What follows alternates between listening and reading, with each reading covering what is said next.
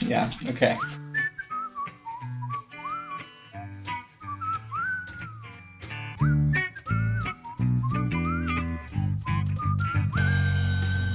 Hey guys, my name is Prokopenko. Welcome to Proko. Today we're going to learn how to draw the biceps and its friend, the brachialis. The brachialis sits under the biceps and helps it bend the elbow. Brachialis. It originates from the lower half of the humerus, starting right where the deltoid ended. The brachialis inserts on the coronoid process of the ulna, which is that hook on the front that grips the humerus. The biceps sit on top of the brachialis, so the brachialis is only visible along the sides of the arm. It's kind of like a muscle sandwich, where you can only see the brachialis bologna along the edge. Like all arm muscles, there's asymmetry here.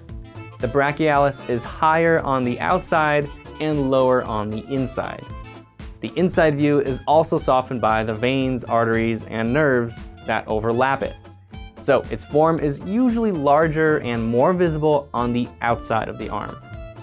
When flexed, it appears as an oval-shaped relief on the sides of the arm. The brachialis is a really good wingman. It helps the biceps look bigger by pushing them forward a bit. On that note, Biceps Brachi. It's time for the superstar of the arms, the Biceps Brachi. This is a two-headed muscle, as the name tells you, just like the triceps is a three-headed muscle. So the biceps have both a long head and a short head that you need to know. The long head originates from the scapula at the supraglenoid. That's just at the top of the shoulder joint.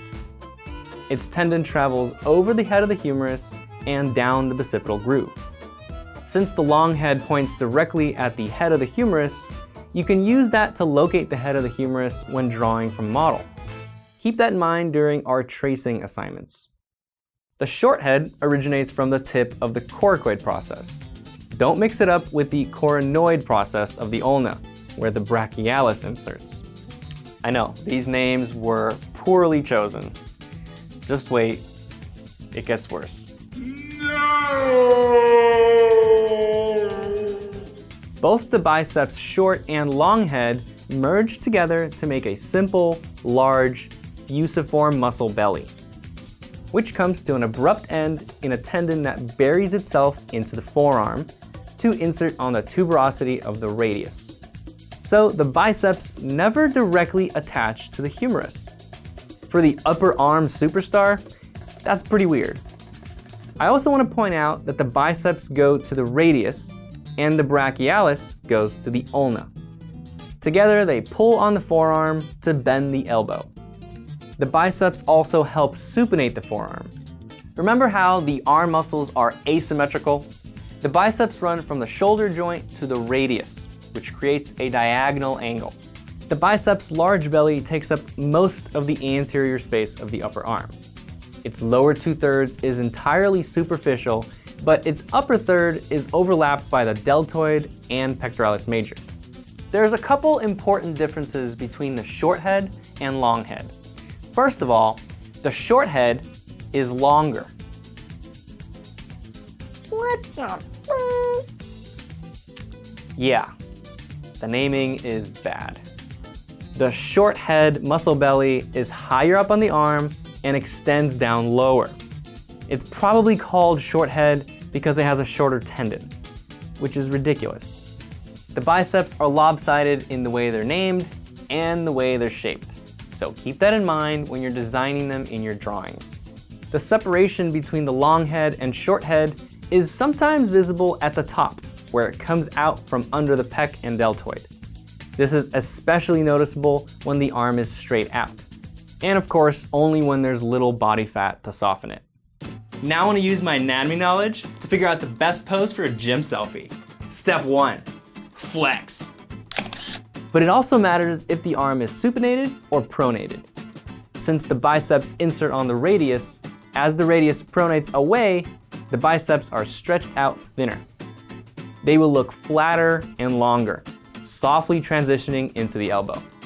But when the arm is supinated, the biceps look shorter and fuller. Perfect. There's one last thing to cover. The biceps have an interesting effect on the forearm. A wide, flat tendon branches off from the bottom of the bicep, travels downwards and medially, and attaches to the skin above the forearm flexors. This is a couple inches below the medial epicondyle. This tendon basically acts like a belt strapped around the forearm. When the arm flexes, the forearm muscles are trapped between this tendon and the elbow. So the muscles bulge here and you'll see a dimple.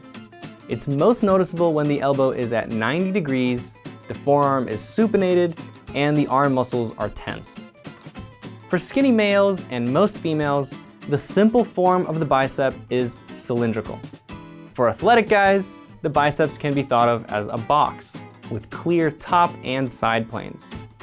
Although when the biceps flex, they become shorter and more spherical. Here's what it all looks like with the skin ripped off.